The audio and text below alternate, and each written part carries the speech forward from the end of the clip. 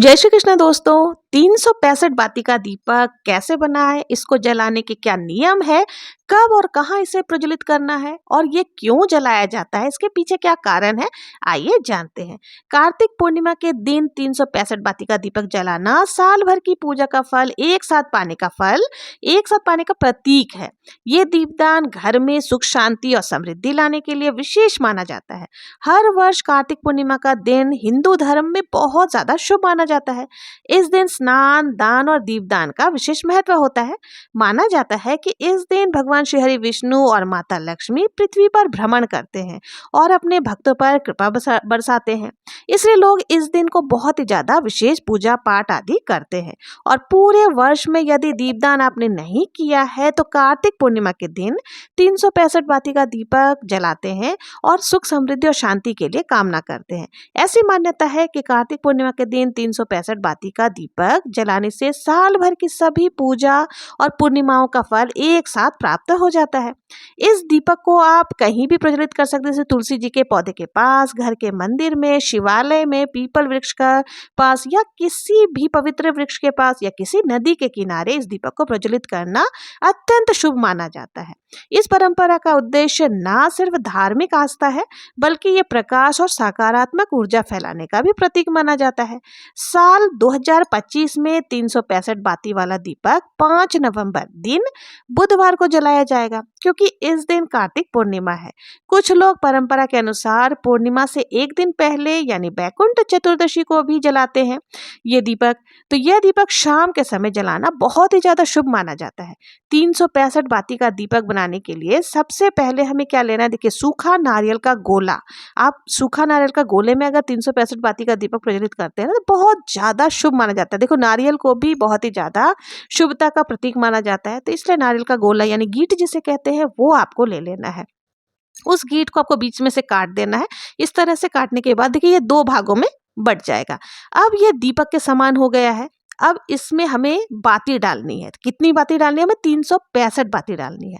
तो आप देखिए 365 बाती जो है वो आप कच्चा सूत से बना सकते हैं, या आप चाहे तो मौली धागा जिसे कलावा कहते हैं उससे भी बना सकते हैं। तो आपको मौली धागा ले लेनी है और इसमें आपको चेक करना है कि आपके मौली धागा में कितने तार हैं, क्योंकि देखिए हर एक मौली धागा में अलग अलग तार होते हैं। यानी किसी में 5 होते हैं, किसी में 4 होते हैं, किसी में 6 होते हैं, किसी में 8 होते हैं, किसी में 9 होते हैं। तो आपके मौली धागा में जितने तार हैं उसको आपको जो है 365 बाती बनाने के लिए काम में लेना है। तो आपको क्या करना है, देखिए जैसे मेरे वाली बाती में यहाँ पर 6 तार है, तो मुझे क्या करना है, 365 को 6 से भाग कर देना है।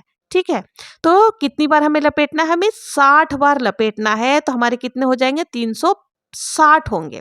और उसके बाद फिर इसमें हमें एक बाती और जोड़ देनी है, तो और उसमें से एक धागा निकाल देंगे तो हमारे 365 बाती बन जाएगी। देखिए किस तरह से करना है मैं आपको समझा देती हूँ। आप इस तरह से अपने हाथ को ले लें और हाथ पर या कोई भी चीज़ पर आपको लपेटते जाना है। तो इस तरह से हम लपेटेंगे ना, तो 1 2 3 4 5 इस तरह से आपको काउंट करते हुए करना है। तो आपको 60 बार अपने हाथ में लपेट लेना है। क्योंकि मेरे पास 6 तार की वो थी मौली धागा, तो मैंने 60 बार लपेट लिया है। अब 60 बार लपेटने के बाद आपको क्या करना है, किसी भी सीजर की या फिर चाकू के सहायता से इसको कट कर लेना। इस तरह से हम काट लेंगे तो ये देखिए हमारा मौली धागा का जो बाती है वो तैयार हो चुका है। अब इसको आपको क्या करना है, जब ये पूरा तैयार हो जाएगा तो इसमें एक धागा और हमें जोड़ देना, ऐड कर देना है। तो और उसमें से एक आप तार निकाल दें तो हमारे 365 बाती तैयार हो जाएगी। तो इस तरह से इजीली आप बहुत ही अच्छे तरीके से अपने घर पे इस तरह की 365 बाती तैयार कर सकते हैं। अब हमें देखिए इस बाती को तैयार करने के बाद इनकी पूजा करनी होती है। तो हम इसे नारियल के गीट के अंदर लगा देंगे और फिर हमें देखिए पूजन के लिए हमें क्या क्या सामग्री चाहिए होगी। अब देखिए पूजन करने के लिए हमें क्या क्या चाहिए होगा, तो रोली आपको ले लेना है, आपको हल्दी ले लेना है, आपको तिल अगर मिल जाते हैं तो सफेद तिल ले सकते हैं। इसके साथ ही कुछ भी हमें भोग प्रसाद जिमाने के लिए चाहिए होगा, गुड़ ले सकते हैं, बताशा या फिर मिश्री। साथ ही देखिए अगर आपको तिल नहीं मिलते तो अक्षत भी आप ले सकते हैं। अगर काले तिल मिल जाते हैं तो वो ले ले, मौली धागा से तो हमने बाती पहले से ही बना ली। अब देखिए ये सारी चीज़ों को आपको ले लेना है। इसके साथ ही देखिए आप चाहें तो तिल के तेल से दीपक को प्रज्वलित कर सकते हैं, या फिर आप देसी घी से दीपक प्रज्वलित कर सकते हैं, या फिर कई लोग सरसों के तेल से भी दीपक को प्रज्वलित करते हैं। तो आपके यहाँ जैसी परंपरा हो वैसे कर सकते हैं। तो मैंने यहाँ पर घी से पूरा अच्छे तरीके से भर लिया है, और देखिए बाती में भी आपको घी अच्छे से लगाना है ताकि ये अच्छे से प्रज्वलित हो सके। इसके बाद देखिए हमें यहाँ पर रोली से तिलक कर देना है। ठीक है, तो रोली से तिलक कर देंगे, फिर हम हल्दी से तिलक कर देंगे। उसके बाद अगर आपके पास तिल है तो आप यहाँ पर तिल जरूर से इसके अंदर आपको डालना है। तो तिल डालने के बाद अगर सफेद तिल है तो सफेद, या काले तिल है तो काले तिल आप डाल दें। अगर आपको कोई सा भी तिल नहीं मिल रहा है, सफेद या काला, तो कोई दिक्कत नहीं है, आप अक्षत डाल सकते हैं। तो यहाँ पर हमने थोड़ा सा अक्षत डाल देना है। और देखिए थोड़े से अक्षत आपको अलग से जरूर से रख लेने हैं, क्योंकि कभी भी जब हम दीपक प्रज्वलित करते हैं ना तो जमीन पे सीधे नहीं रखी जाती है दीपक को। तो थोड़ा सा अक्षत का आसन देकर फिर हमें दीपक रखना है, या फिर फूलों का आसन देकर के भी आप दीपक प्रज्वलित कर सकते हैं। अब हमें दीपक को जिमाना है, तो उसके लिए आप देखिए गुड़, बताशा, मिश्री जो भी आपके पास है वो आपको इस तरह से जरूर से दीपक के अंदर डाल देना है।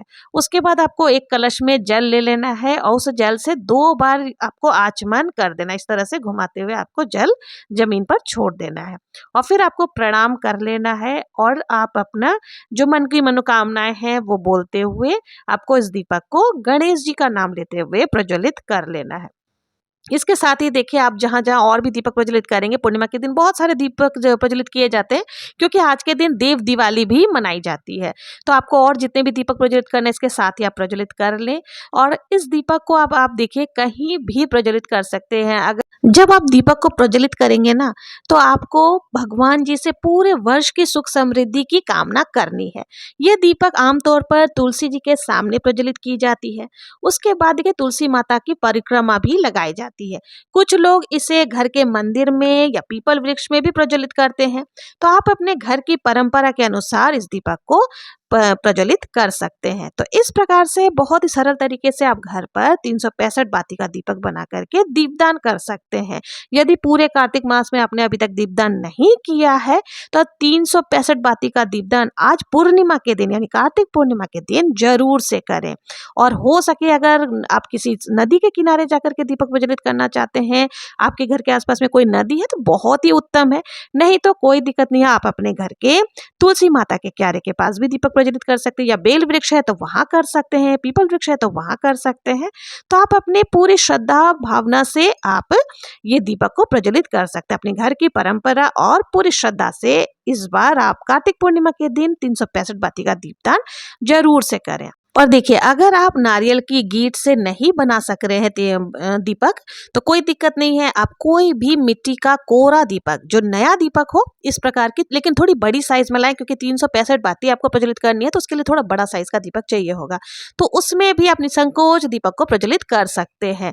तो ये थी 365 बाती के दीपक को कार्तिक पूर्णिमा के दिन हमें कैसे प्रज्वलित करनी है, उसकी बहुत ही सरल विधि। अगर आप लोगों को ये वीडियो पसंद आई हो, जरा भी यूजफुल लगी हो, तो प्लीज मेरे चैनल को अगर अभी तक सब्सक्राइब नहीं किया तो सब्सक्राइब करें, लाइक करें और ज्यादा से ज्यादा शेयर जरूर से करें। मिलते हैं नेक्स्ट वीडियो में किसी और पूजा विधि के साथ। तब तक के लिए जय श्री कृष्णा, जय श्री हरि विष्णु।